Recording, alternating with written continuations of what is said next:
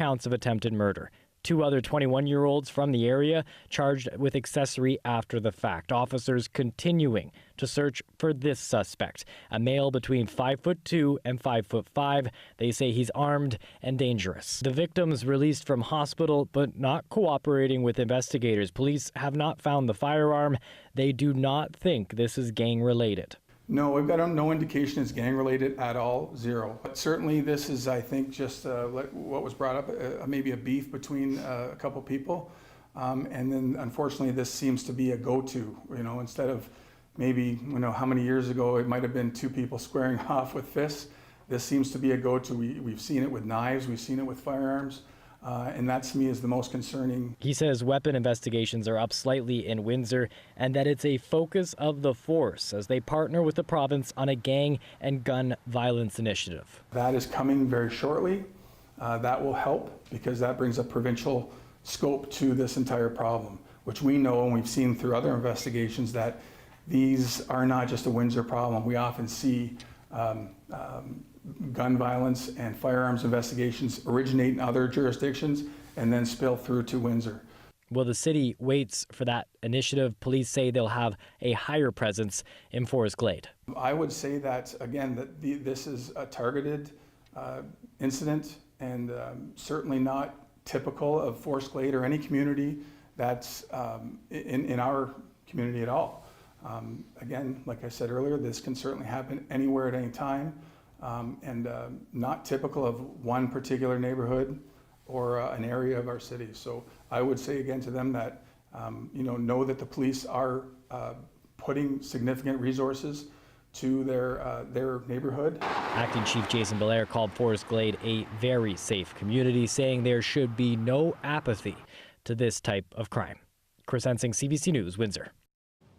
Trouble for Flair Airlines. The new airline is supposed to start servicing Windsor this summer, but now those plans are up in the air. The Canadian Transportation Agency has issued a preliminary determination that the airline may not be controlled by Canadians. And as Del Molnar reports, that may end up grounding the airline. Today we welcome Flair Airlines to Windsor. I think the sky's the limit, to be totally honest with you. Scenes from last week's big announcement. That low-cost airline Flair would be flying to Halifax, Montreal, and Arizona out of Windsor. But there's a hitch in that plan. On March 3rd, the Canadian Transportation Agency had already issued a preliminary determination that Flair may not be controlled by Canadians. That would be in violation of the Canada Transportation Act. It had given Flair 60 days to respond. According to a professor of aviation management at McGill University, 3 out of 5 of Flair's board members are American. They are employees of 777 Partners, a Miami-based firm which Flair leases its planes from. So the CTA is saying the mind and heart of Flair being represented by the board is in fact not Canadian. The CTA has given Flair until May 3rd to respond to the determination. According to Graddick, the airline is seeking an extension. Flair, in fact, issued a letter to the Minister of Transport asking for an 18-month extension to this regulation. And given that extension, that there'll be no action taken to suspend the airline operating certificate for Flair for 18 months. Graddick says Flair could remedy the situation by adding a few more Canadian members to its board to make it controlled by a majority of Canadians. This is just the latest issue that has come up with the airline since last week. Last Monday, several Manitobans were stranded in Ottawa when Flair canceled their flight back home. At some point, Flair has to be held accountable. CBC News has reached out to the Transport Ministry and to Flair Airlines for comment, as well as Mayor Drew Dilkins. Airport Manager Mark Galvin would not do an on-camera interview, but would only say he supports the process the Transportation Agency is going through. Flair flights are supposed to begin in July. Graddick says if you want to book a flight, make sure you have cancellation insurance. Dale Molnar, CBC News, Windsor. A growing number of Windsorites are looking to buy a second home or an investment property in Florida. That's according to a realtor in Orlando who says he's getting more calls than ever before. So what's luring Windsorites and their dollars down south? Well, it's a combination of pandemic fatigue and home buyers weary of Windsor bidding wars. In terms of the interest level from Windsor Essex, it has by far doubled, if not tripled, from last year's. The pandemic created a shift. Canadians chased warmer weather and fewer COVID restrictions, with an eye out for second homes or investment opportunities. This former Windsorite turned Orlando realtor says all that made Florida an attractive spot. People were sitting at home, and I think a lot of people started to look around and say, I don't know if I'm really enjoying my living space. And I can work from home. And I think I need a pool or a larger backyard, or I want a place in the sun. Even up to a year ago, it was like there's no pandemic there. I mean, no mask wearing, it was just free for all. And once people start getting a taste of that, they're like, let's go to Florida. This Windsor real estate investor has bought properties in the Sunshine State in recent years. He leases them out as short-term rentals, and it's not just because of the sun. It's a lot more affordable to buy a property over here. Take a look at these numbers from February. You've got Windsor on the left, Orlando on the right. The average price of a home in Windsor, Essex that month was about $704,000. In the Orlando region, it was about $401,000 US. That's just over $506,000 Canadian. Not to mention that Windsor prices went up even higher in March, reaching an average of about $723,000 last month. Investing in Florida is a much cheaper and attractive, viable option. Central Florida experienced over 20% appreciation year over year. Plus, we're still expecting another 8 to 10% for the year to come. Silvaggi adds Orlando is a great investment destination. It really is all about Disney. And then you've got Universal, and you've got the city of Orlando is going full steam ahead with conventions and also all types of sports tournaments. So when you start adding all that together, it is unbelievable what's happening there. Making it an appealing place to park your money.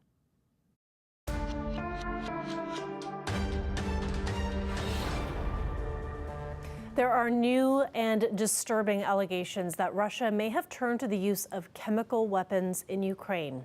An international investigation is underway into claims a Russian drone may have dropped a toxic substance on the southern city of Mariupol. The attack is alleged to have happened in an industrial area where Ukrainian Marines are believed to be holed up. Russia is part of an international treaty which bans chemical weapons. Russian forces continue to face accusations of murdering civilians and other war crimes. Ukrainian officials say the Russians are removing bodies and burning remains. During a rare public appearance, Russian President Vladimir Putin called the accusations fake. He also said peace talks with Ukraine are at, quote, a dead end. He justified the war, describing his goals for the conflict as, quote, noble. In the very first days of the Russian invasion of Ukraine, some of the fiercest fighting took place at an airbase northwest of the capital, Kyiv. Now, the Russian forces have withdrawn, and the intensity of the battles and the destruction they caused are plain to see. CBC's Chris Brown shows us what's left.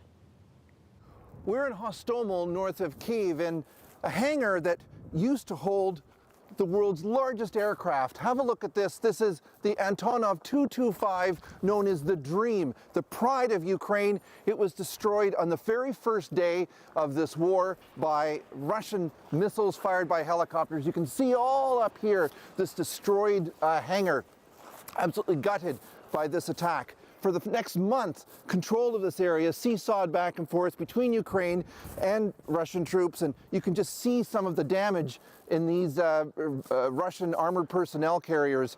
Really, what's so striking about being here is just the extent of the damage. It's so widespread, so many Russian vehicles destroyed. They also lost a great number of their airborne troops, their highly skilled, most elite troops, now withdrawn, pulled back to Belarus, and military analysts say that many of those forces have actually already been redeployed to Ukraine, been redeployed to the Donbass for what's expected to be another pivotal battle in the days ahead. Chris Brown, CBC News in Hostomel. To the U.S. now, where at least 10 people suffered bullet wounds in a shooting on the New York City subway today. It happened during the morning commute in Brooklyn. The city's police commissioner describes what happened. As a Manhattan-bound N train waited to enter the 36th Street station, an individual on that train donned what appeared to be a gas mask. He then took a canister out of his bag and opened it. The train at that time began to fill with smoke. He then opened fire, striking multiple people on the subway and in the platform. Police continue to search for a lone suspect. A total of at least 16 people were taken to hospital because of the incident. 5 of them are listed in critical condition. No deaths have been reported. Police say the incident is not being treated as a terrorist attack. To COVID news now. The country's Vaccine Advisory Committee is strongly urging all adults to get a booster as cases rise once again across Canada. Dr. Theresa Tam says the resurgence is being largely driven by Omicron and its subvariants.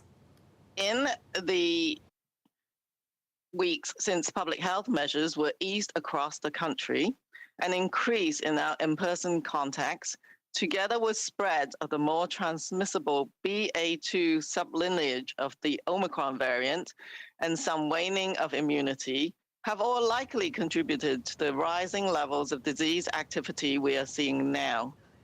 Officials say hospitalizations are also on the rise, which could put renewed strain on regional healthcare systems.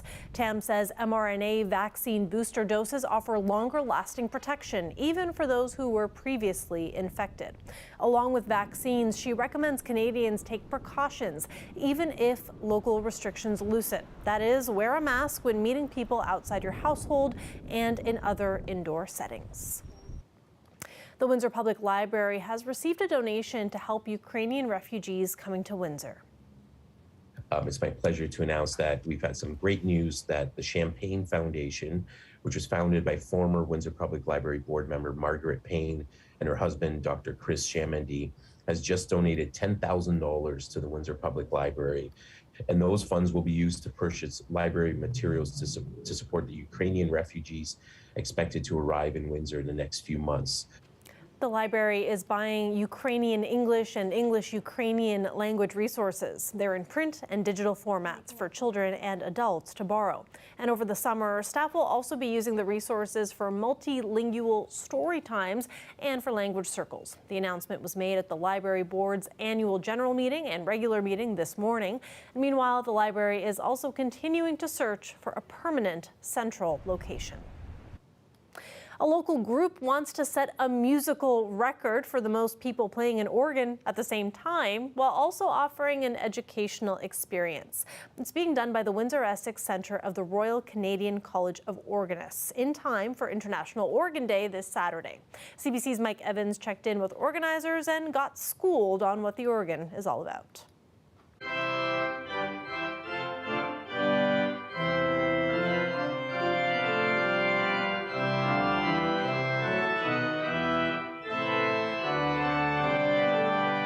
The pipe organ is the king of instruments, and it's called the king of instruments because it in fact is the largest musical instrument in the world. It has all of the tones and all of the sounds you can imagine in a symphony. Is it designed to get young people interested in this multifaceted instrument that they might not know about? Precisely. We think that we know that people, young people in particular, that are interested and fascinated with playing the piano, they can transfer those skills very easily over to the organ. The young people tend to be very fascinated by this, not only from the point of view of the design of the organ, but also that they can control so much sound. They will meet an organist will give them a tour of the organ at that facility, and they'll have a chance to play the organ and hear the different sounds that they can make. Even if they just play chopsticks, we want them to experience the organ.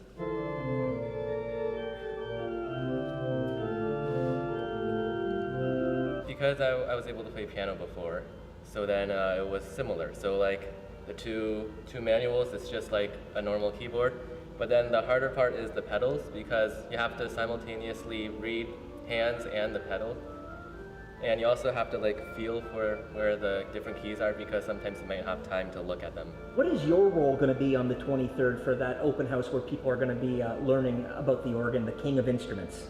So along with my teacher, Mr. Boone, we'll be working together here at the Academy St. Cecile. I'll be playing and demonstrating to some participants and I'll be acting as a kind of role model because we are trying to reach out to younger people to get them to be interested in the organ, and so I am one of them myself. So.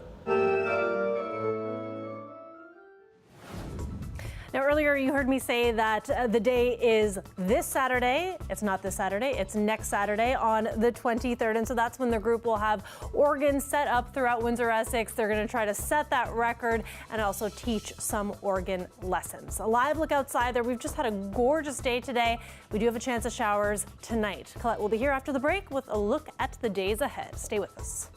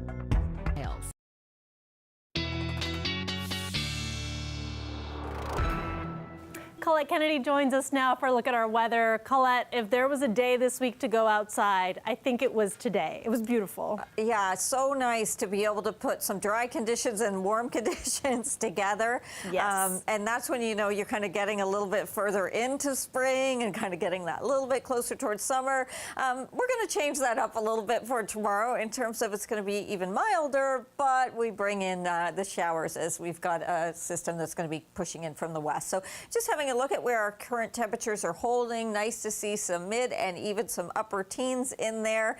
Still have the clearer conditions. We've got some time. You know, the sun sets a little bit later.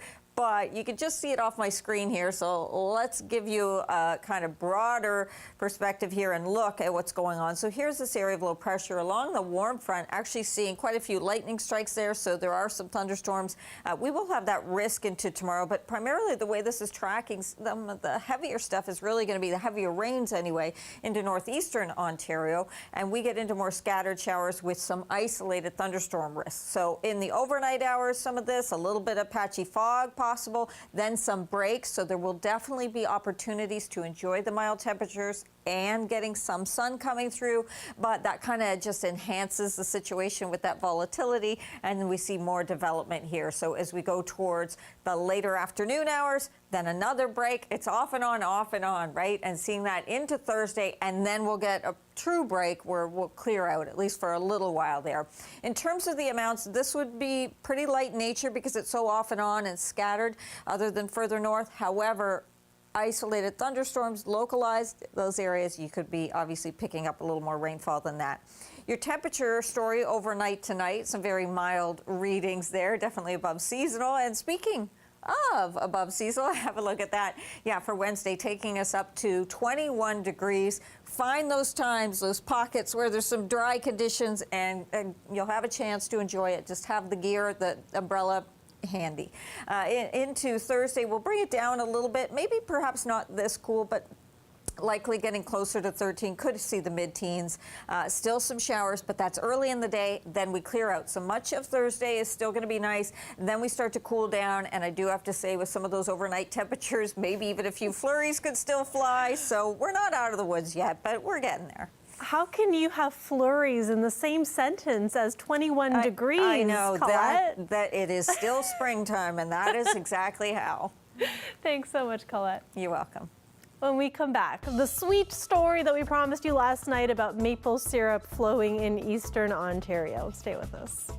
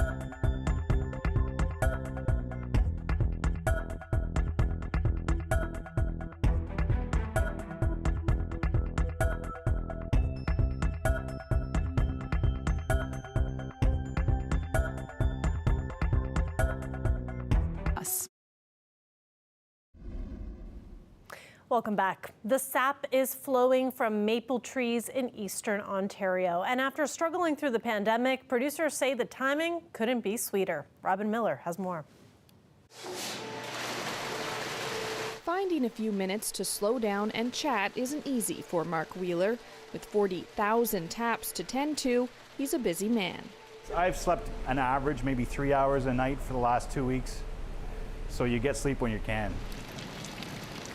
Wheeler and his family operate a sugar bush and pancake house in Lanark County, where this year sap is flowing, as are the customers through the door.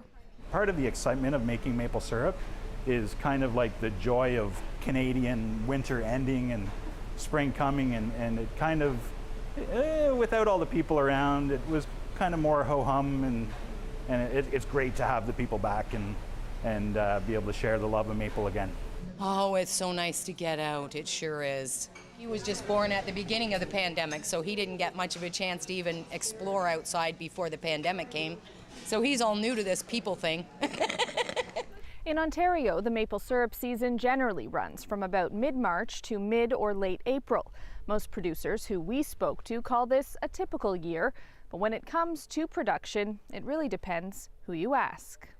That's part of the nature of maple, right? It's just there's so many variables in the natural system that we hook into to produce our sap and make our maple syrup, that every bush is different.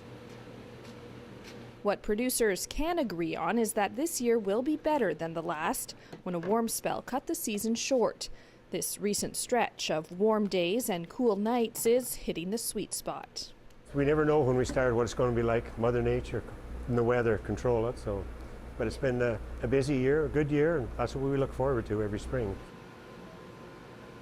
David James has been making maple syrup since he was a kid and says despite the unpredictability, it's in his blood. It's part of my upbringing and what I've done all my life, kind of thing, and I'll certainly do it as long as I'm able to anyways.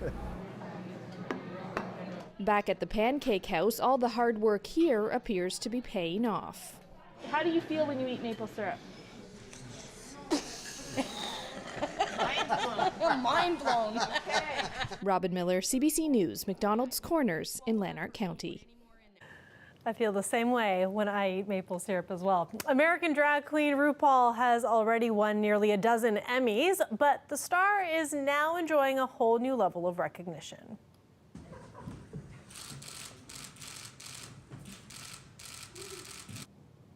A wax figure of the popular TV personality was unveiled today at Madame Tussauds Museum in England. The human-sized wax work is the museum's tallest one, standing at just over 7 feet high. The world-famous drag queen has been the host and producer of reality show RuPaul's Drag Race for more than a decade. But RuPaul is also known for his catchphrases, some of which have been included as part of the display. That is it for CBC Windsor News. For news anytime, go to our website at cbc.ca/Windsor. You can also find us on Facebook, Instagram, and Twitter. Thank you so much for watching and have a great night.